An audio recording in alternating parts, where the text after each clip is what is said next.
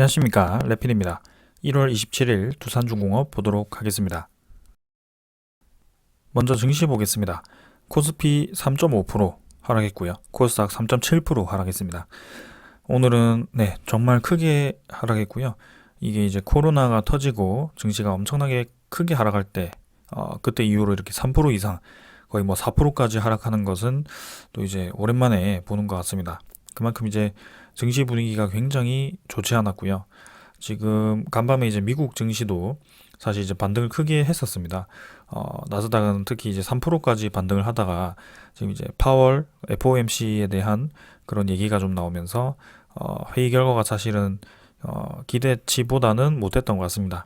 그래서 오히려 빠르게 이제 금리 인상이 진행될 수도 있다라는 그런 우려감 속에 미국 증시가 마지막에 이제 급락을 해버렸고요. 거기에 따라서 이제 아시아 증시죠. 니케이, 상해종합 모두 코스피까지 이렇게 크게 하락을 하는 그런 모습이었습니다. 자, 그래서 사실은 이제 증시가 좀 저점을 찍었다라고 생각을 할 정도로 좀 많이 내려섰는데 그 저점 부근에서 이렇게 큰 음봉이 나올 거라고는 또 생각을 못했습니다. 근데 지금 보시면은 3300포인트에서 2600까지면 거의 코스피 지수가 20% 이상이 떨어져 버렸습니다. 그래서 고점 대비해서 지금 상당히 많이 떨어졌고요. 이렇게 이제 바닥을 다지지 못하고 매일매일 이제 떨어지게 되었을 경우에는 저점 부근에서 이제 또 V자로 올릴 가능성이 충분히 있거든요. 그래서 금리 인상은 이제 이미 벌어진 일이고 거기에 대해서 이제 좀 불확실성 해소로 좀 다가가야 되는데 아직까지는 시장은 그 유동성 자금이 많이 유입이 되었던 건지 좀 크게 하락을 면치 못하는 것 같습니다. 지금 보시면은 오늘 수급이 굉장히 특이하죠. 외국인 투자자가 1조 7천억을 매도를 하고 기관 투자자가 이제 1조 8천억을 매수했고요. 그 다음에 코스닥도 3,600억을 이렇게 외국인이 매도를 하면서 오늘 이 하락은 외국인 투자자가 주로 이루었습니다. 그래서 우려대로 지금 최근에 옵션 만기 이후에 외국인 투자자가 야금야금이 아니고 좀 묵직하게 조금씩 던졌습니다. 코스피를 계속 이탈하는 모습이 보였고요. 그전에는 이제 그렇게 이 코스피에서 이탈하는 모습이 안 나왔는데 옵션 만기 이후부터 뭔가 조금씩 이렇게 코스피에서 빠져나가는 모습이 보였고요. 지금 이제 그 FOMC 결과 이후로 이렇게 코스피 지수에서 그리고 한국 증시에서 크게 나가는 모습입니다. 자, 그러면 왜 이렇게 외국인 투자자가 급하게 나가는 것인가? 한국 투자 입장에서 별로 좋지 않은 것인가? 뭐 그렇게 생각을 할 수 있는데요. 일단 뭐 간단하게 생각을 한다면, 이제 미국에서 금리 인상을 진행한답니다. 네. 미국에서 이제 금리를 올리게 되었을 경우에는 달러가 이제 회수가 되죠. 네, 시장에서 이제 달러가 회수가 되는데요. 그럼 이제 원 달러 환율이 이제 올라가게 됩니다. 그래서 환율이 올라가게 되면 당연히 이제 한국 증시 대비해서 미국 증시가 좀 더 이제 메리트가 있어지게 되는 거고요. 이게 이제 세상 자체가 이 세계 자체가 달러로 돌아가다 보니까 어쩔 수 없이 이렇게 좀 미국 중심으로 가게 되어 있습니다. 그래서 증시도 그런 식으로 좀 진행이 되고 있고요. 이렇게 미국 증시는 이제 마지막에 저렇게 떨어졌지만 사실 달러 가치가 올라가면 또 이제 그 해외 증시에서 돈이 이제 모이게 되는 것이죠. 미국 증시로. 그래서 미국 증시는 이제 조정이 그렇게 깊진 않을 것이다. 그래서 이제는 반등할 시기도 왔는데 이제 걱정되는 것은 이 달러 가치가 계속 올라감에 따라서 거기에 대한 이 타국, 그죠? 타국의 그런 원화라든지 아니면 다른 나라의 그 화폐 가치가 떨어졌을 경우에는 그 주식시장 가치도 같이 떨어지게 된다는 거죠. 그래서 거기에 대해서 이렇게 선제적으로 매도를 해버렸고요. 뭐 계속해서 매도를 하진 않겠지만 일부분 우리는 이런 충격을 감소를 좀 해야 될 것 같습니다. 그동안 외국인 투자자가 나가지 않고 들어왔었기 때문에 거기에 대해서 이렇게 크게 나가는 것 같고요. 특이한 점은 이제 기관 투자자 중에 1조 8천억 중에 이제 연기금 투자자가 상당히 크게 매수를 했는데 이 연기금 투자자가 매수한 종목 중에 가장 큰 종목은 이제 LG 에너지 솔루션이었습니다. 오늘 LG 에너지 솔루션도 아주 크게 하락이 나왔는데요. 그 중에 이제 그 외국인 투자자가 조 단위일 겁니다. 아마 1조 정도를 또 이제 LG 에너지 솔루션에서 던졌고요. 그런 식으로 해서 이렇게 크게 좀 잡히긴 했습니다만 결국에는 오늘 외국인 투자자가 전체 시장에서 많이 나간 것도 맞습니다. 네, 그래서 그런 금리 인상에 대해서 좀 대비를 한 것 같고요. 우리나라 증시 가치가 떨어진다. 그러면 우리나라도 이제 금리 인상을 본격적으로 좀 진행을 할 수밖에 없습니다. 그래서 보통 금리 인상도 그 기준에 따라 화폐 중심이 되는 화폐를 따라서 갈 수밖에 없고요. 시장의 반응에 따라서 또 이제 속도 조절을 진행을 할 겁니다. 코스닥도 지금 무자비하게 떨어져 버렸습니다. 4% 가까이 떨어지면서 850포인트까지 지금 떨어졌고요. 1000포인트, 1100포인트 정도까지 갔다가 지금, 이렇게까지 크게 떨어질 줄은 몰랐습니다. 아무튼, 외국인 투자자가 요거, 코스닥도 마찬가지로 크게 매도를 하면서 진행이 되었고요. 마찬가지입니다. 그래서 지금은 차트가 무의미합니다. 그래서 차트는 생략을 하도록 하고요. 이제 환율을 보게 되면 1200원을 돌파를 해버렸죠. 결국엔 이제 미국에 대한 그런 금리 인상이 기정사실화가 되니까 달러에 대한 가치가 높아지면서 거기에 대해서 우리나라에 대한 그런 주식 시장이 가치가 떨어진 겁니다. 그래서 일시적으로 또 디커플링 현상이 일어날 수 있을 것 같고요. 거기에 대해서 좀 이제 주시를 해야 될 것 같네요. 자, 그러면 이제 파월 의장이 도대체 어떤 말을 했길래 이렇게 주식 시장이 크게 이제 반응을 하는 것인가라고 이제 좀 보게 되면요. 자, 이제 일단 3월에 네, 첫 금리 인상을 진행할 수 있다라고 얘기가 나왔고요. 사실 3월은 이미 예전부터 얘기가 좀 나왔습니다. 근데 거기에 대해서 시장이 급격하게 반응한 것은 아닌데 이제 그 금리 인상을 여러 번 할 수 있다. 지금 이제 인플레이션이 좀 오랫동안 유지될 가능성이 높기 때문에 거기에 대해서 금리 인상을 빠르게 진행을 하겠다라고 그렇게 얘기를 해버려가지고 올해 금리 인상만 한 5번까지도 가능하다라고 합니다. 그렇다는 것은 그 동안에 이제 돈이 풀렸던 그 금융시장과 그다음에 부동산 시장이 타격을 받을 가능성이 크고요. 그런 분명히 급격하게 돈이 들어왔다가 빠져나가는 그런 동안 아무래도 부작용이 있을 겁니다. 그래서 부채가 많은 기업들은 굉장히 위험해질 거고요. 네, 그 다음에 개인 투자자들도 굉장히 이제 신용을 많이 쓰신 분들도 위험해질 겁니다. 그래서 그런 것에 대해서 시장에 대한 타격을 좀 생각하면서 또 이제 그런 상충을 하면서 진행할 거고요. 일단은 좀 매파적으로 네, 시장에 대해서 좀 강하게 금리 인상을 진행하겠다라고 얘기해가지고 이렇게 시장이 크게 반응을 해버렸네요. 자, 그래서 선물을 한번 보면요. 미국 증시는 오히려 지금 네, 반등을 좀 하고 있습니다. 근데 생각보다 많이 내리지 않죠. 그래서 달러 가치가 올라가다 보니까 이제 미국 중심으로 다시 돌아가게 되는 것이고요. 그건 이제 다른 나라들도 금리 인상을 같이 진행하면서 환율이 좀 안정화가 되면 다시 디커플링 현상이 좀 없어질 겁니다. 그리고 이제 유럽 증시도 일단은 네, 크게 내리진 않습니다. 우리나라처럼. 그래서 특히 우리나라가 지금 외국인 투자자 비중이 좀 높기도 했고요. 거기에 대해서 타격을 좀 크게 받은 것 같습니다. 자, 그 다음에 채권 수익률 1.8%를 넘어섰고요. 그 드디어 이제 계속 올라갑니다. 그래서 이제 탄력 한번 받으면 2%대까지도 충분히 진입할 수 있을 것 같고요. 여기에 대해서도 계속 주시를 하겠습니다. 이제는 금리 인상에 대해서 시기가 다가올수록 올라갈 수밖에 없다는 거. 자, 그래서 오늘은 이 정도로 확인을 좀 하고요. 또 설 전 날이다 보니까 설 연휴 전 날이다 보니까 또 이런 식으로 차익 실현 물량도 많았던 것 같습니다. 그래서 그런 악재가 겹쳐지면서 좀 이렇게 우리나라 증시가 특히 많이 내린 것 같은데요. 설 이후에 또 어떻게 진행되는지 주시를 하는 게 좋을 것 같습니다. 자, 오늘 여기까지 하고 네, 종목 보도록 하겠습니다. 두산중공업 보겠습니다. 100원 하락해서 17,800원 마무리를 했고요.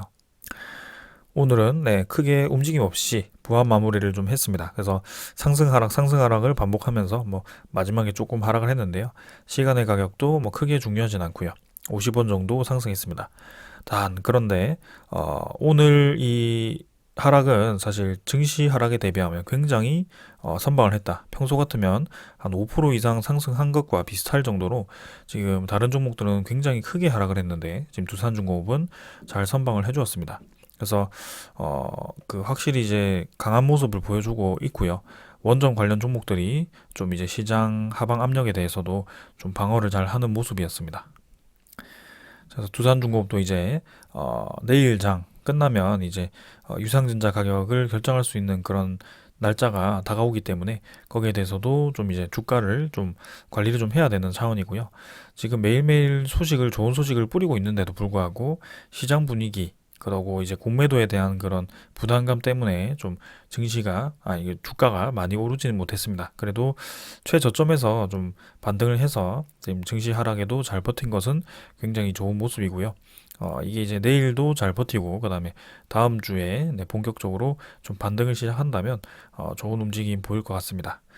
자, 그래서 거래량 자체는 370만 주, 377만 주 정도고요. 이전에 이제 어제는 530만 주였는데 거래량은 좀 줄었고 뭐 전체적으로 계속 뭐 의미 없는 거래량입니다. 사실 500만 주까지도 크게 의미가 없는 거래량이고요. 여기서는 오르든 내리든 뭐 크게 중요한 구간이 아닙니다. 사실. 근데 우리가 이제 주목하는 것은 유상증자 가격이죠. 그래서 유상증자 가격을 결정하기 위해서는 이제 2월 3일에서 2월 7일까지 요 구간이 중요하고요. 그래서 연휴가 껴있기 때문에 원래는 2월 1일부터인데 연휴이기 때문에 치지 않습니다. 그래서 2월 3일, 4일, 7일이고요.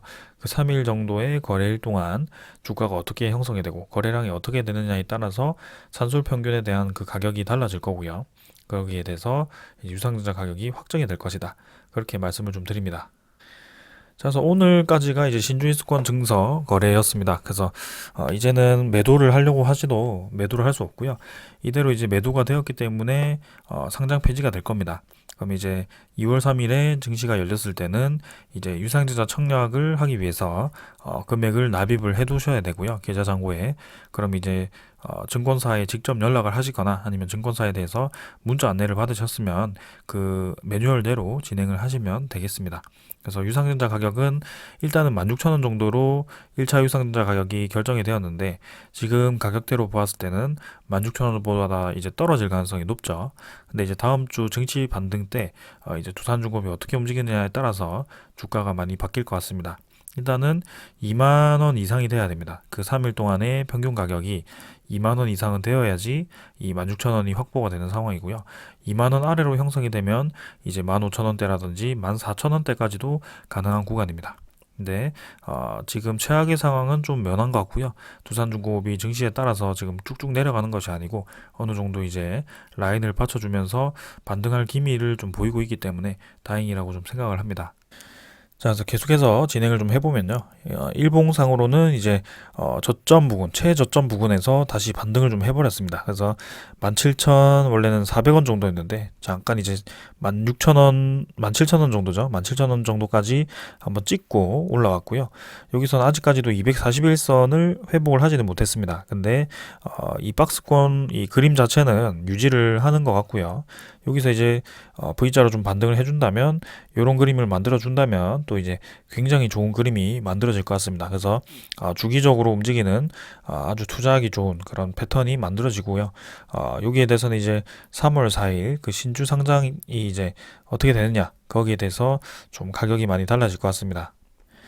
사실상 예상과는 좀 다르게 이 유상증자 그 신주인수권 거래 기간 동안 주가가 너무 많이 하락을 해버려가지고 생각보다 이제 조정폭이 컸습니다. 그래서 2차 유상증자 가격도 좀 떨어질 것 같고요.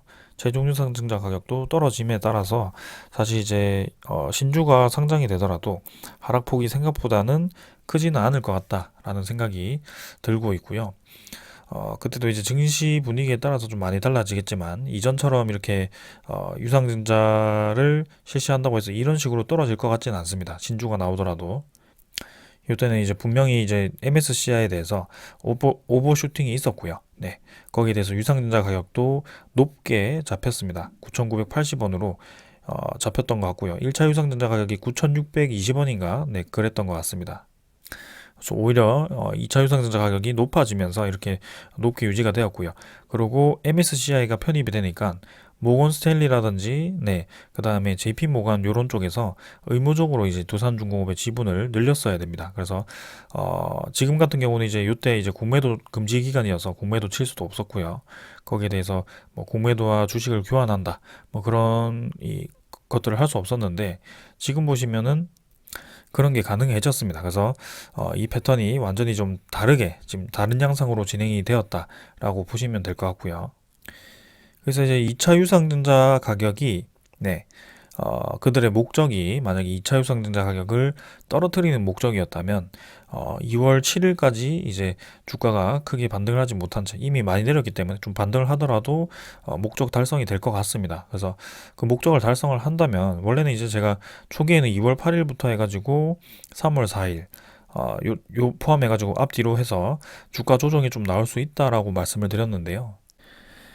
그 가정은 이제 신주 물량이 좀 나온다. 신주 물량을 이제 미리 매도를 하거나 아니면 신주가 상장되고 매도를 하거나 뭐 그렇게 된다라고 얘기를 좀 드려서 거기에 대해서 이제 조정 물량이 나올 수 있다라고 말씀을 좀 드렸는데요. 지금 같은 경우는 이제 공매도를 많이 쳐가지고 이 3월 4일에 대해서 신주 교환을 통해서 이제 공매도 수익을 보는 상황이라면 사실 미리 매도할 물량도 별로 없을 것 같고요. 외국인 투자자는. 그래서 지금 이제 두산중공업의 주요 투자자라고 한다면 연기금 투자자가 있는데 그 연기금 투자자가 이제 요 기간에 매도를 할 것인지 뭐 그 정도만 좀 보면 될 것 같습니다. 그래서 연기금 투자자가 지금 방향대로 계속 꾸준히 매수를 해준다면 또 이제 오히려 요 구간에서 주가가 올라갈 수도 있겠다라는 생각이 좀 들고 있네요. 그래서 선제적으로 조정을 한번 받았기 때문에 좀 반등을 엿보면서 기다려 보도록 하고요. 큰 박스권은 계속 유지가 되고 있다 정도만 이해를 하시면 되겠습니다.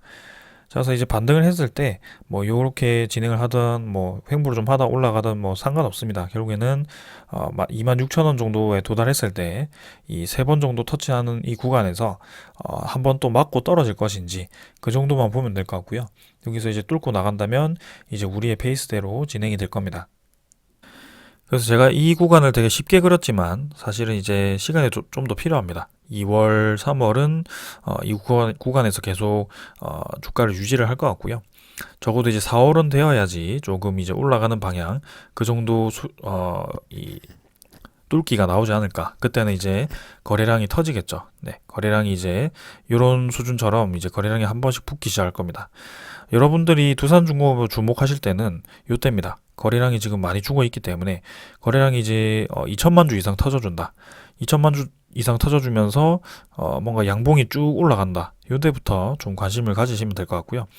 이 거래가 이제 만약에 한 번 쭉 뻗고 나서 다시 사그라든다. 사그라들면서 또 이제 이런 식으로 또 진행한다면 뭐 크게 의미 있는 거래량은 아닙니다. 이때처럼.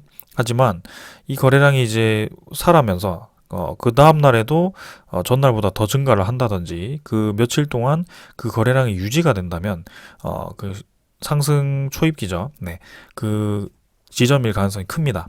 그래서 두산중공업에 대해서 지금 상당히 이제 조정을 많이 받은 상황에서 거래량이 그런 식으로 좀 진행이 되면서 좀 이제 위로 상방으로 힘이 붙어준다면 확실히 그때는 신호다라고 보시면 되겠습니다.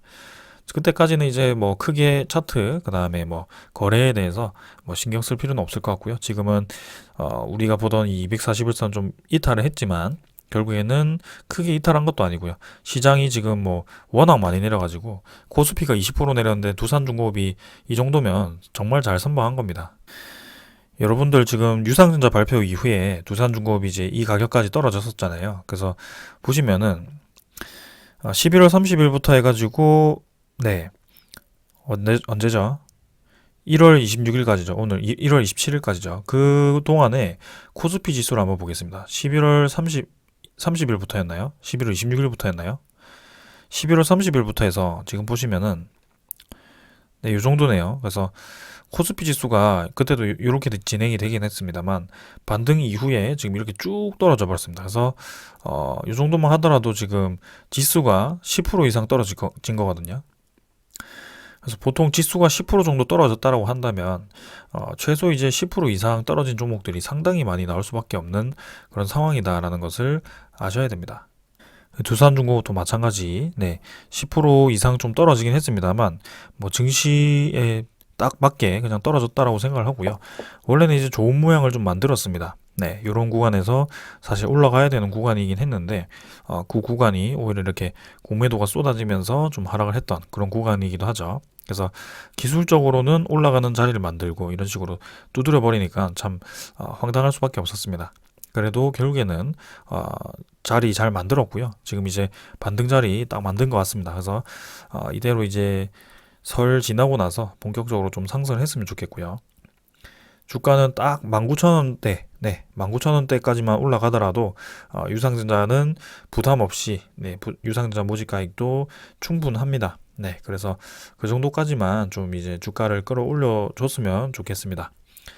자, 주봉도 그렇고 월봉도 그렇고 뭐 비슷비슷해서 넘어가도록 하고요. 오늘은 이제 외국인 투자자가 35만 주 매도했고 기관 투자자는 4만 1천 주 정도 매도했습니다. 그래서 딱히 뭐 거래가 없었습니다. 오늘은 뭐 특히 주목할 만한 거래는 없었고요. 금융 투자, 뭐 투신 매수를 좀 했는데 뭐 크게 많은 양도 아니고요. 보험 투자는 계속 매도를 하네요. 그리고 연기금 투자자가 좀 이제 두산중공업에서 차익 매물을 만들었는데요. 뭐 크게 8만 주면 많지 않습니다. 지금 이때까지 매수한 매수세가 있고요. 그 다음에 오늘 특히 연기금 투자자는 코스피 지수 전체에서 1조 2천억을 매수를 했는데 사실 이제 그 1조 2천억 중에 대부분이 이제 그 LG 에너지 솔루션 쪽에 들어갔거든요. 그래서 1조 8천억 정도를 LG 에너지 솔루션을 샀습니다.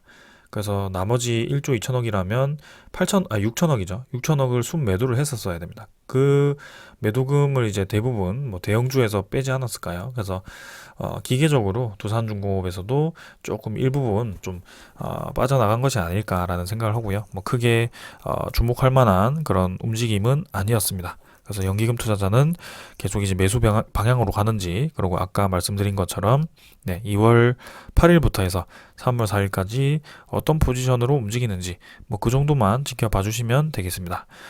자, 그래서 이제 기관 투자자, 외국인 투자자 매도세는 끝났고요. 네, 이제 수급적으로도 조금씩 자리를 잡으면서 안정화되고 있습니다. 그래서 그동안 이제 이 수급이 기관 투자자가 매도가 나올 때마다 좀 이제 주가가 쭉쭉 떨어졌던 그런 경험이 있는데 이제는 기관 투자자가 반등을 시켜준다면 좀 이제 기관 투자자 지분과 함께 좀 올라갈 가능성도 충분히 있어 보입니다.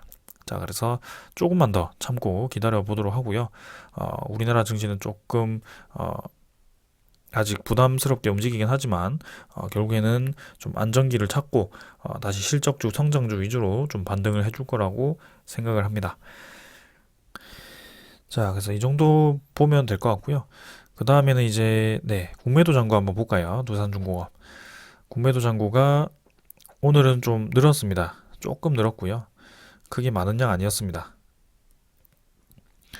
1660만 주. 네. 어제보다 이제 뭐 몇만 주 수준으로 늘었고요. 뭐 크게 많은 양 없고요.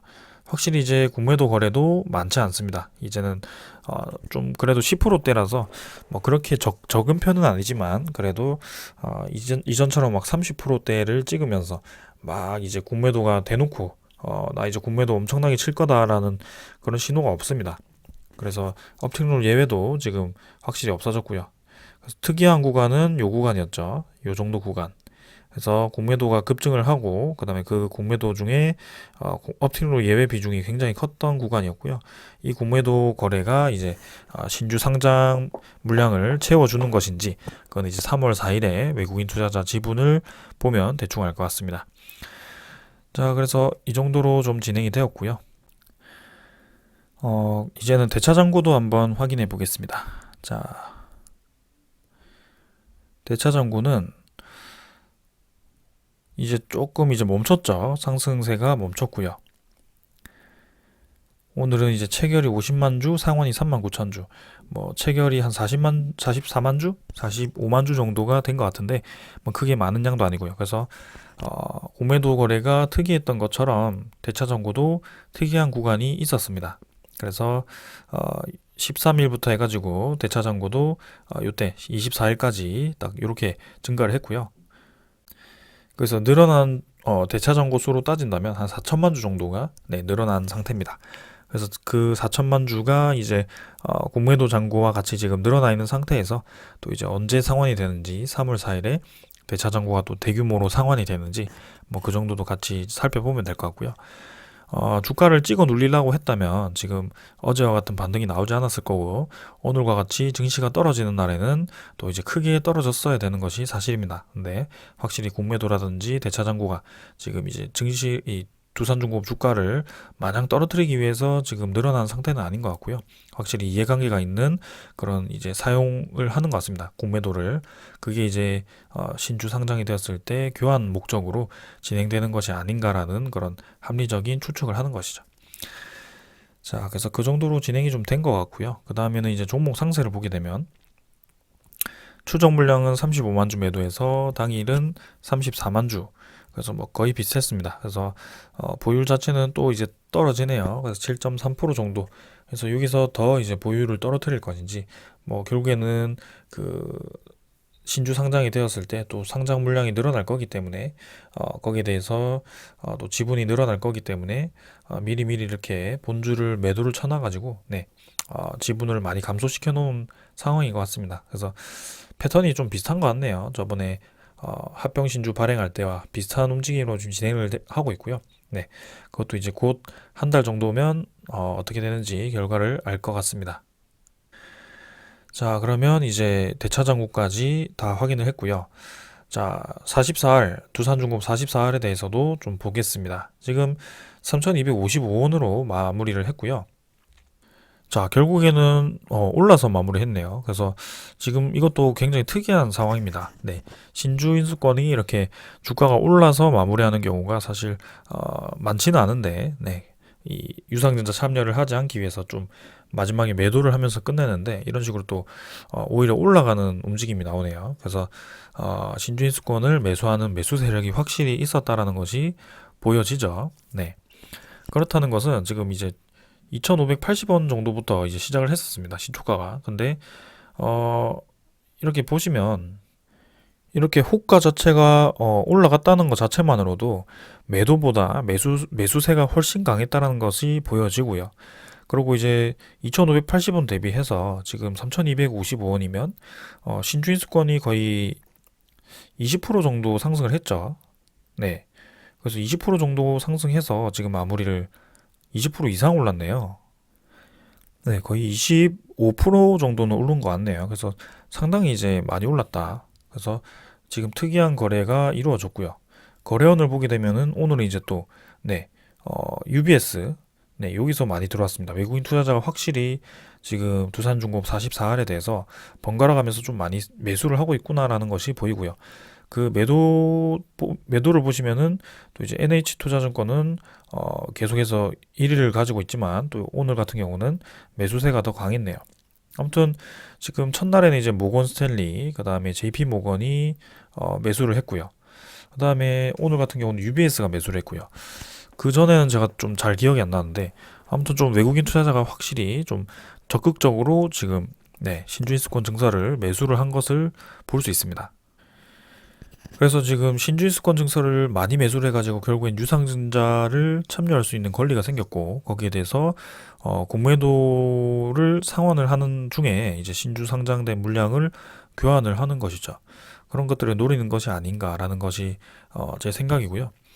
지금 보시면 수백만 주를 또 이제 이 신주인수권을 매수를 했습니다. 거기다가 두산의 대주주 지분 780만 주를 또 누가 매수해 갔는지 모르겠지만 거기에 대해서도 지금 네, 신주 증권이 좀 풀렸고요. 그래서 꽤나 이제 많은 수량이 지금 풀린 것 같습니다.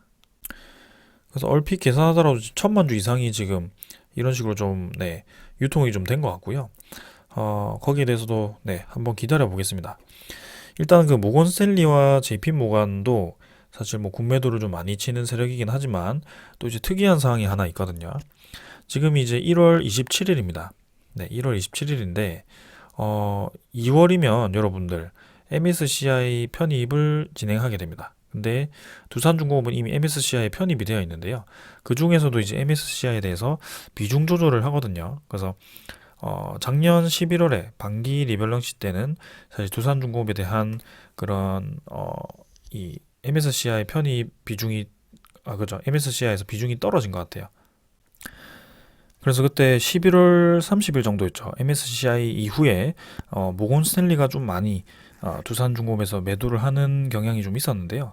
그것도 한번 살펴보시면 지금 거래원을 좀 보시면은 60일로 잡겠습니다. 보시면은 네, 매도 순매도 1위가 모건서울입니다. 그래서 그만큼 이제 MSCI에 대해서 좀 밸런싱 조정을 하면서 모건 스탠리가 좀 두산중공업을 많이 팔았던 것 같고요. 어, 그 나머지는 이제 최근에 좀 매도가 많았던 그 증권사들이죠. 미래에셋, 메릴린치, NH. 그래서 이런 것들이 이제 공매도를 이용해서 적극적으로 이용해서 이번에 그런 차익을 얻으려고 하는 증권사들 같고요. 모건서울 같은 경우는 이전에도 계속해서 매도를 해왔던 그런 증권사였습니다. 그래서 그 MSCI 편입을 MSCI 비중이 높아진다면 두산중공업이 그럼 이제 선제적으로 좀 매수를 해야 되는데 유상증자 참여가 또 좋은 기회가 될 수 있죠. 싼 값에 이 주식수를 늘릴 수 있으니까요. 그래서 그런 것들도 좀 이제 생각을 해볼 수 있고요. 그래서 40일 동안의 집계를 하면 사실 모건스탠리는 보이지 않습니다. 그만큼 이제 모건서울은 이전에 많이 매도를 했었고요. 지금 이제 최근에는 오히려 이제 매수가 조금 들어왔었죠. 40일 동안에는. 그래서 그 전에 11월 달 이후에 12월 정도에 좀 많이 매도가 나왔었고 1월부터 해가지고는 조금 이제 매수가 들어오고 있다라는 점이 눈에 띕니다. 그리고 이제 메릴린치, NH투자증권, 미래에셋 요 정도가 이제 적극적으로 공매도를 쳤던 그런 이 증권사들 같고요. 그래서 메리츠, JP모간, 모건서울은 최근에 이제 매수세에서 많이 보이는 메리츠 같은 경우도 신주인수권 증서를 상당히 많이 매수했던 그런 이력이 있는 것 같습니다. 지금 보시면 이번 주에 계속 보였던 것 같거든요. 그래서 그런 이해관계가 있는 것 같다. 지금 MSCI 편입, 그 MSCI 리밸런싱도 어느 정도 염두를 해둬야 될 것 같다. 그래서 2월 달에 이제 또 진행이 되는데, 네, 어떻게 되는지 한번 또 지켜보도록 하겠습니다. 자, 그렇다는 것은 여러분들, 지금 제가 신주인수권 증서 가격을 말씀드렸죠. 3,255원. 근데 지금 외국인 증권사가 적극적으로 매수를 했다. 그죠? 이렇게 매수를 했다라는 것은 3,255원에 지금 신주인수권 증서를 매수를 하고 유상증자 참여를 하기 위해서 샀다라는 겁니다. 네. 그러면 이 외국인 증권사가 이제 공매도를 상환하더라도 이미 이 신주인수권 증서에 대해서는 가격을 지불을 한 거고요. 그러면 공매도가 이제 상환이 어떻게 되느냐? 뭐 16,000원에 지금 진행이 된다고 합시다. 혹은 본주의 주가가 뭐 그 정도로 유지가 되어서 뭐 15,000원 정도에 네, 진행이 된다. 15,000원도 사실 18,000원대로 진입을 해야 15,000원이 되는데요. 일단 15,000원이라고 했을 때는 자, 적어도 이 15,000원과 그 다음에 3,255원에 대한 가치만큼 주식 수가 합리적으로 생각한다면 그 두 개를 합친 만큼의 주가가 형성이 좀 돼야 되죠. 그래서 18,255원이 되는 것입니다. 이게 그래서 합리적으로 좀 생각을 해본다면, 네, 지금 이 가격 아래로는 내려가면 이제 외국인 증권사들도 좀 손해를 볼 수밖에 없는 신주인수권을 매수했던 그 외국인 증권사들도 손해를 볼 수밖에 없는 그런 상황이다라는 것이죠. 그래서 두산중공업 가격이 사실 지금 그렇게 더 떨어지지 않고 좀 받쳐주는 이유도 그런 이유가 있지 않을까라는 생각도 좀 해봅니다. 원자력 종목들에 대해서 좀 강하기도 하지만 그런 이해관계가 좀 얽히고 얽혀서 뭐 그렇게 좀 진행이 되는 게 아닌가. 참 복잡합니다. 네, 이 주식. 그래서 우리는 가치를 보고 계속 나아갈 수밖에 없고요. 이거는 이제 그냥 좀 참고로만 들으시고 사실 뭐 복잡하게 뭐 다 이해를 해야 되고 뭔가 정확하게 이해를 해야 되고 내일 주가가 어떻게 될지 모레 주가가 어떻게 될지 다 알아야 되는 게 아닙니다. 다 머리 아프잖아요, 그게. 네. 그래서 우리의 본질은 결국에는 목표하는 가격까지 이 기업이 얼마 가치를 가지고 있는지 그리고 앞으로 성장 가능성이 있는지 앞으로 시장 방향은 어떻게 가는지 그래서 우리가 목표하는 가격까지 가는지 거기에 대해서만 초점을 맞추고 진행을 하면 됩니다. 그래서 지금까지 제가 막 길게 설명을 드렸지만 좀 이제 궁금하신 분들이나 그런 참고하실 분들만 좀 참고를 하시면 좋겠습니다. 자, 그럼 이제 본론으로 돌아와서 네, 이제 좀 좋은 소식을 전해드리도록 하겠습니다.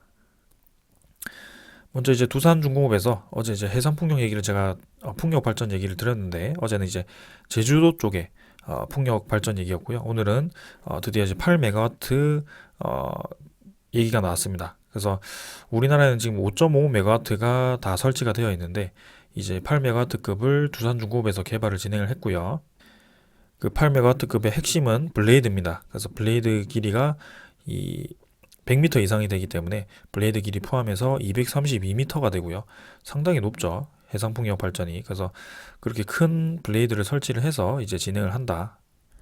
저도 이제 제주도를 가가지고 해상풍력을 봤는데 지금 이 날개를 보니까 상당히 큽니다. 네, 확실히 이제 8메가와트급은 상당히 큰 것 같고요. 지금 저기 뒤에 보시는 이쪽이죠.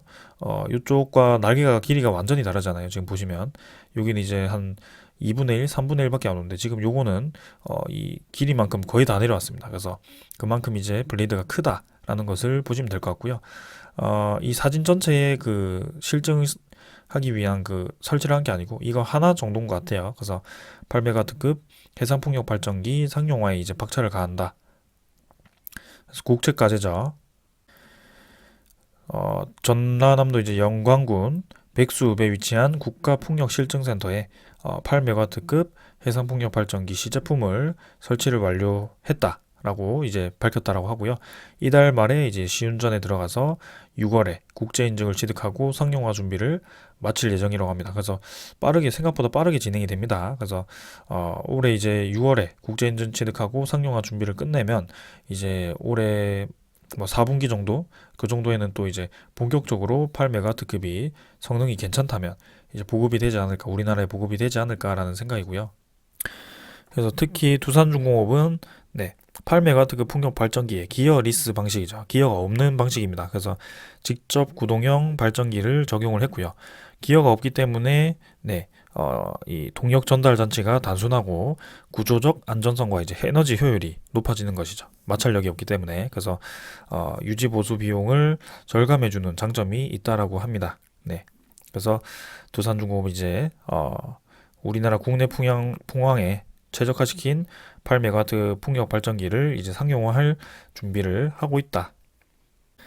그리고 해상풍력단지 100메가와트 규모 또 제주 한림 해상풍력 기자재 공급 계약을 체결을 했죠. 그래서 8메가와트급을 설치를 할 예정입니다.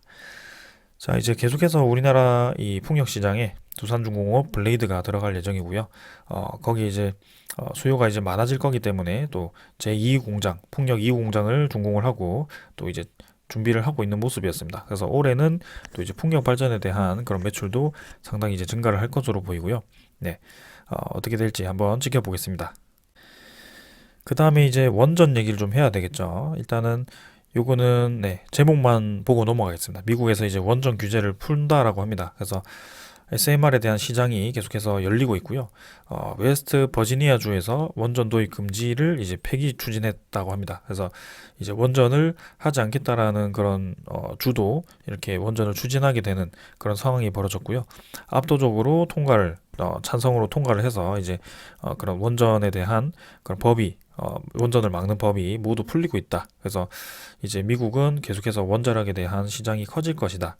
그 중에 이제 뉴스케일 파워가 지금 1등이고 그 중에 두산중공업이 뉴스케일 파워와 굉장히 긴밀한 협력을 하고 있고 기자재 공급을 지금 계약을 체결을 앞두고 있다.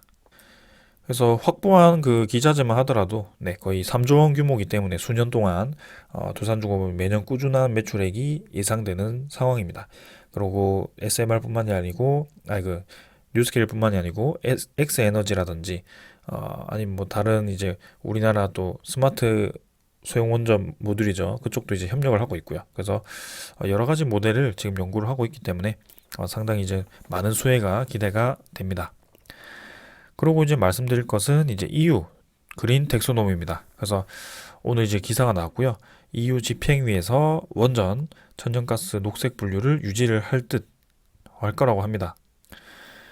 그래서 계속해서 이제 그린 텍소노미에 이렇게 그린 텍소노미가 이제 원자력과 이제 천연가스를 텍소노미에 이제 포함을 시킬 것인지 말 것인지를 계속 첨예하게 좀 대립을 하면서 이렇게 독일 기준으로는 탈원전, 그 다음에 그 프랑스는 이제 친원전이죠. 그래서 그쪽으로 나뉘어가지고 진행을 했는데 사실 프랑스 쪽에서 지금 EU 의장이죠. 이제 그게 나오기 때문에 지금 그쪽으로 힘이 많이 실리는 것 같습니다. 그래서 기사 내용을 좀 보시면 유럽연합 집행위원회 측이 일부 회원국의 반대에도 원자력 천연가스 발전을 녹색 사업으로 분류한 규정 초안에 어떤 근본적인 변화도 주지 않을 것이라고 이렇게 밝혔다라고 합니다.